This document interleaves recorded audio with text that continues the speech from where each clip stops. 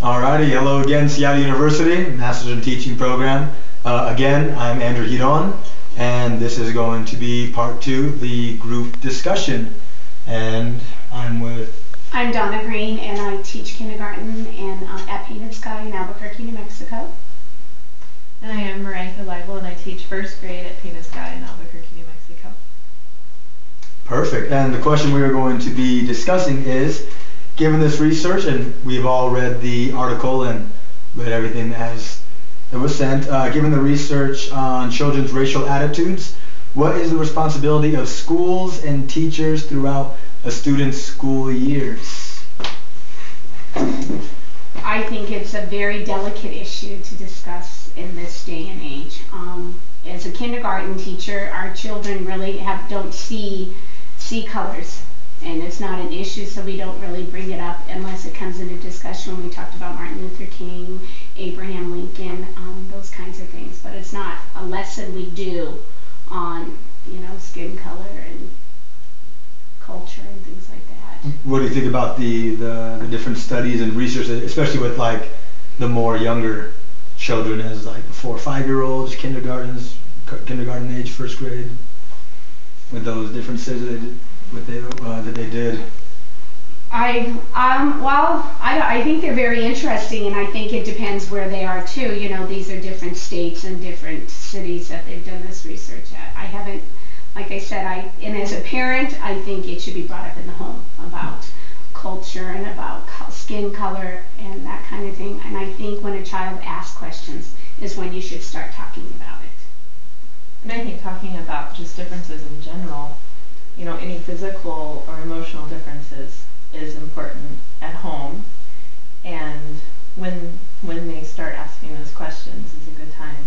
But in first grade, I think the kids don't always see the differences between the other kids, and you don't see that until probably around, I would say, 3rd grade, at least at our school. Yeah. About 3rd grade they start recognizing the differences, and they start kind of forming cliques and groups. And in first grade, because we do a lot of cooperative learning and groupings, that we try to make sure that everyone is intermixed all the time, during playtime and during the academic day. Definitely.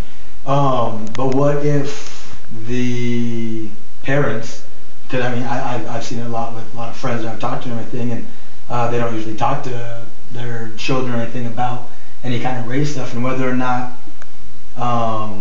they really do see color or not. The studies might say that they do, or different places might show different results, but other than parents or guardians in the classroom and everything is the most time they're going to spend with another adult for the most part, and that other adult may feel like another, in a way, parent figure to have that discussion. And I know that it's a very delicate situation and discussion, everything to have, that I feel that parents primarily need to have with their kids, hands down, but also teachers are the next people that are in their lives the most for 18 years or 17 years, 16 years. But yeah, but it's such a touchy issue because we can't even discuss holidays. There's no Santa. There's so much liability now, and then you can't have a parent come to you and say, what did you talk to my child about? Yeah. And I think making sure that you answer their questions in a general sense, but then also letting the parents know that this is something that they need to discuss with their child. That maybe it came up in the classroom, and letting them know what you had told them with the child, and then having them direct the conversation at home. Yeah, and have them have a discussion at home, because they're going to listen to their parents. They're going to take their views. They're around them. They see how they interact with other people, and that's what they're going to do. And it's just like anything in the classroom. No matter how much a teacher, talks about something or teaches the children, what they get from the home is what is going to stick probably more than what they get just in 1 year with me. Definitely. So do you think that a question has to arise first from the student to go to the parent and let them know maybe you should talk to them about this or that? Or do you think that maybe as teachers within the classroom, you could probably gather together the parents pretty easily, and maybe at the beginning of the year or something like that, kind of say, hey, I know that we believe that these kids are colorblind or this and that or whatever, but maybe it would be a good idea just in case, or further down the line, to have more explicit talks with your children about race and color and everything like that. I mean, you can bring that up, but they're already formed their opinion, so I think what we're going to tell them is not going to change how they feel about certain races and certain colors. And I think, yeah, when a question arises from the child, I think that's when, if you see a problem, to direct that. Because we teach the kids to share. You know, in kindergarten, everyone gets along. We're all friends. And they choose their friends by the things they like. You know, who's going to play with them at recess, who's wearing cute shoes. I see that just in my room this year. And the girls are playing with the girls, and the boys are playing with the boys. I don't think it has anything to do with what color they are or anything like that. Because I have all kinds of cultural, diversity in my classroom this year, and everybody's just, if you're nice, they're going to play with you. They're not going to play with you if you're mean. They're more so like that. Mm-hmm. But and making sure that you have a comfortable and safe environment in the classroom is, it's very important. And at the beginning of the year, when you set your class norms and you have the kids help you with that and discuss it, one of the things usually is, being respectful or being nice to other people. And that's a great way to bring in the discussion, no matter who they are, what they look like, how they talk, anything. Just being nice and being respectful, because they are other people. Mm-hmm. So then with these studies then, do you guys feel that because they were done in different states or different areas and like that, and not specifically for Peanut Sky, it's a very large, diverse school, or Albuquerque or New Mexico in general, do you think if they did it here it would have different outcomes, especially with like the 4, 5, 6, 7-year-olds? I think so too, and with the parents too. I think it would have a different outcome and different findings. Yeah. And I've lived in another state, and I know that in the state that I came from, it would be very different. Mm-hmm. So it definitely depends on where you are. And within Albuquerque, there's so many differences in the schools and the areas of town that it would be different within the schools within our district. Yeah. So then you guys think maybe if this were a different state or something like that, then these different questions and maybe talking to the parents or different ideas for talking about race or anything with the students, you think that would be I think you'd have different findings and different ways, like I said, from the west side to the heights, totally different neighborhoods, totally different families, on how you deal with things. Just in this day and age, how things are. Yeah, you really have to be careful. You have to on what you can talk about and not talk about. Definitely. So do you think it would be, because I know in Article 1 research, part that was done said, talking to first graders as opposed to third graders, they feel like that window has just completely closed by third grade, and whatever's in their head is in their head. But do you think there'd be a difference in talking with students from elementary school to like high school and what you can talk to them about? Because I feel like, your brain doesn't really stop forming everything until mid-20s or something like that. So in high school and everything, obviously they have all these preconceptions and everything about race and color and whatnot. But do you think talking to them about it then would maybe be easier or harder than talking to them in elementary school? I think it would definitely be different because of the experience by high school, the experiences they've had, and even by fifth grade, the experience they've had. Especially, in sports and everywhere they've been. In clubs that they belong to. I think it'll be a lot. I think plus they're more mature. Yeah. Do you think it'd be better to talk to them then, or from your experience, especially in elementary school, do you think they'd be more receptive to it? I think they would be more open for conversation. Yeah.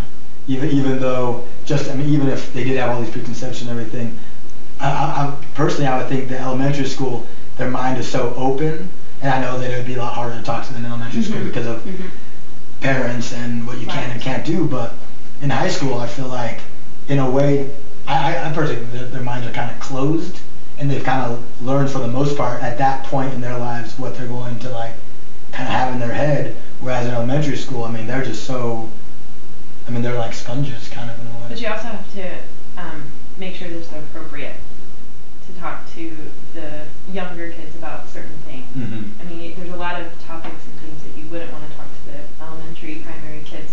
That as they get older, you can start talking. I think just making sure that your classroom is conducive to making friendships and relationships and being comfortable and safe is so important. Definitely. When they're young. And that's just a basis for what, coming. Yeah. Okay, and then what about as parents? Have you guys seen yourself or do see yourself talking about in more of a straightforward kind of way to your children about race and color? Or do you just kind of feel like it would just With mine, it was more if they had questions and when they were younger. Mm-hmm. I did with my children, and then their friends. Their friends had their opinions too of race, color, and so then they take in their, especially I noticed more when they were involved in clubs, sports, more so that, and we just always had conversation about it, and just, still everybody, we teach them everybody's the same, Mm-hmm. It doesn't matter the color you are, it's the person that you are. And it's the same thing, and as they get older, they'll remember you telling them that. Definitely. I think you need to, not be so closed-minded with them. And they're going to form, I think high school kids do form their own opinions. But you can also, I think, still talking to them, make them think outside the box. So you're going to reach somebody, not a whole class, but some people, some students.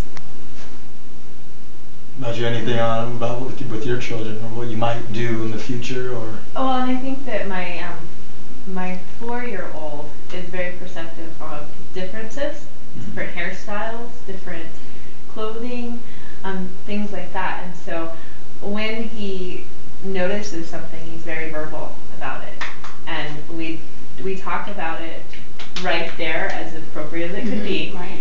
And I think just addressing those questions and making sure that they know that everyone's different, and that's what makes everyone special. Definitely.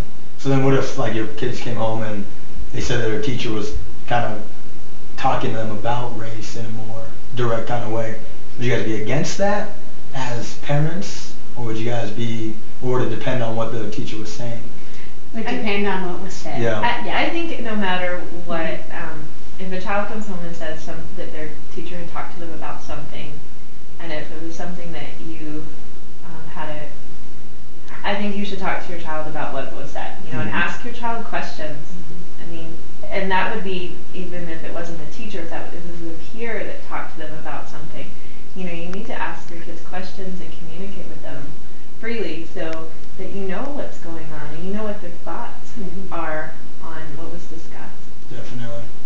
So then, to kind of close it up, so the responsibility of teachers in schools really depends on the area / it's really hard, especially elementary school, to talk about these things, to be politically correct and everything like that. You have to, so it's kind of tippy-toeing. Policies of your school, the principal, all kinds. So, as long as you go through all those, it's probably good to go. It's kind of stepping on eggshells in a way with talking to students about race and everything, but, especially with this research, I know it's a different area. I feel like it has to be done, and it really can change. It says something about changing a whole generation, one person at a time, and I think we're talking to them in different ways, not just in Black History Month or Hispanic History Month or something like that. But all right, perfect. Well, thank you. Thank you very much. Thank you, Seattle University.